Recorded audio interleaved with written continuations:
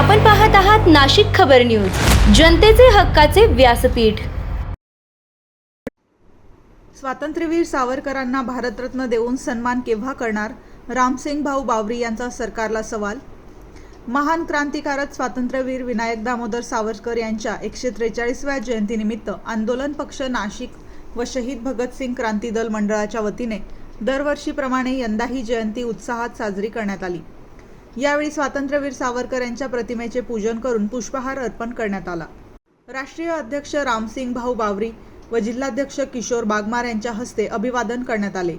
यावेळी रामसिंग भाऊ बावरी यांनी महान क्रांतिकारक स्वातंत्र्यवीर विनायक दामोदर सावरकर यांना भारतरत्न पुरस्कार देऊन सरकारने सन्मान केव्हा करणार असा सवाल उपस्थित केला।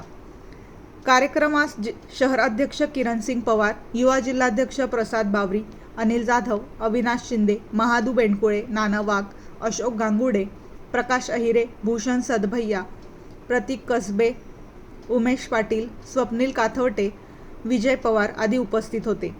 उपस्थितांनी सावरकरांना आदरांजली वाहत वंदे मातरम, भारत माता की जय तसेच स्वातंत्र्यवीर सावरकरांचा विजय असो अशा घोषणा दिल्या।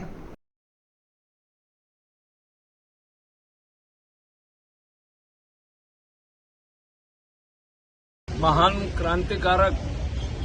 क्रांतिकारकांचे मुकुटमुनी, खऱ्या अर्थाने आद्य क्रांतिकारक मंगल पांडेनंतर ज्यांनी क्रांतीचं बीज हे नसानसात रोवलं आणि त्यांच्या क्रांतीच्या बीजामुळेच नंतरचे जे क्रांतीवीर झाले, भगतसिंग, राजगुरू, सुखदेव, अनेक क्रांतिकारकांनी फक्त त्यांचं मार्गदर्शन स्वातंत्र्य विनायक दामोदर सावरकरांचं होतं। आज 143वी त्यांची जयंती, त्या जयंतीनिमित्त खऱ्या अर्थाने या महान देशभक्ताच्या स्मृतीला विनम्र अभिवादन करतो, शत प्रणाम करतो। भारत सरकार हिंदुत्वाचं सरकार म्हटलं जातं, परंतु दुर्दैवाने या सरकारने स्वातंत्र्यवीर विनायक दामोदर सावरकर यांना उपेक्षित ठेवलं। भारतरत्न त्यांना कधीच द्यायला पाहिजे होतं।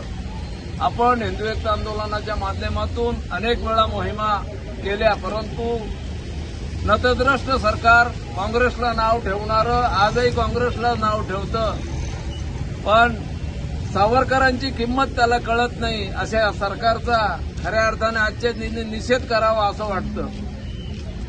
सावरकर त्याग मूर्ती, बलिदान कसं द्यायचं हे सावरकरांकडून शिकायचं। आपल्या प्रपंचाची राख रांगोळी कसं करायचं हे सावरकरांतून शिकायचं।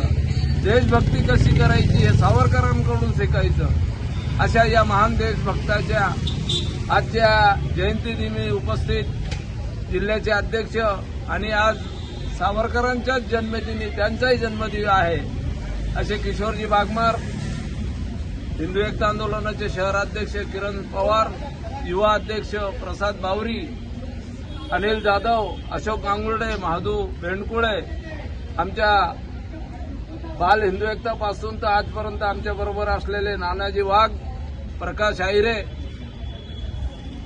कसबे, सदभैया आणि सर्व उपस्थित कार्यकर्त्यांना एकच सांगेन की सावरकरांच्या विचाराने जर हा देश चालला तर जसं आज आपण ताठ मानेने उभे आहोत तसंच सावरकरांचे विचार होते। भारत आणि पाकिस्तानबद्दल त्यांचा विचार एकच होता। कुठल्याही परिस्थितीत जर धर्माच्या नावाखाली या ठिकाणी दोन देश होत असतील तर भारतात जेवढे काही मुसलमान असतील ते पाकिस्तानात जाऊ द्या आणि पाकिस्तानात जेवढे हिंदू असतील ते इथं येऊ द्या भारतात। परंतु दुर्दैवाने बापू यांना महात्मा लोकांनी बनवलं असं म्हणतात। मला वाटतं या महात्म्यांनी आपल्या देशाचं नुकसान केलं आणि आज समाजात दुहीचं राजकारण, दोन धर्मामध्ये तेढ ही कायम निर्माण करून ठेवली।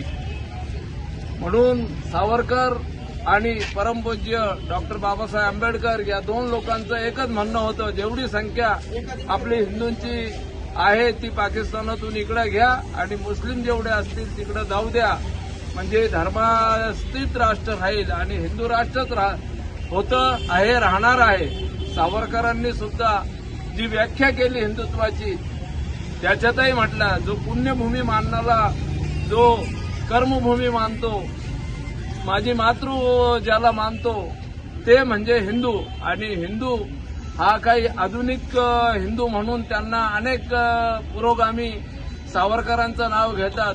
अरे पुरोगाम्यांनो, तुम्हाला सावरकर कळलाच नाही. ज्यांनी स्वतःच्या घरात पतित पावन स्वतःचं मंदिर हे दलितांना पूजा करण्यासाठी दिलं, असे जे सावरकर, आजच्या दिनी त्यांना मी पुनश्च त्यांना अभिवादन करतो. आणि आपण सर्व उपस्थित राहिल्याबरोबर आपले आभार व्यक्त करून आपले जिल्हाध्यक्ष माननीय किशोरजी वाघमार यांना उदंड आयुष्य लाभो आणि त्यांच्या हातून या देशाची, राष्ट्राची, सावरकरांसारखी सेवा घडो, या शुभेच्छा देऊन माझ्या शब्दांना विराम देतो. वंदे मातरम. वंदे. दागिन्यांची आवड आणि विश्वासाची जोड म्हणजेच मंडलिक बंधू सराफ. आमच्याकडे तुम्हाला मिळेल शुद्ध सोन्याची हमी आणि मन मोहून टाकणाऱ्या नवनवीन आकर्षक डिझाईन्स. तुमच्या जुन्या सोन्याला मिळवा अगदी योग्य दर आणि आमच्या सोप्या हप्त्यांच्या सुवर्ण बचत योजनेचा आजच लाभ घ्या. आमची नम्र आणि विश्वासार्ह सेवा तुम्हाला नक्कीच आवडेल. अधिक मासाच्या पवित्र पर्वानिमित्त खास फॅन्सी जोडवी, पैंजण आणि तुमच्या लाडक्या जावयासाठी वाण आमच्याकडे उपलब्ध आहे. तसेच मन प्रसन्न करणाऱ्या शुद्ध चांदीच्या देवदेवतांच्या मूर्ती, पूजा साहित्य आणि भेटवस्तूंचा खास संग्रह एकदा नक्की पहा. उत्तम गुणवत्ता आणि विश्वासाची खात्री. आजच सप्रेम भेट द्या मंडलिक बंधू सराफ यांना.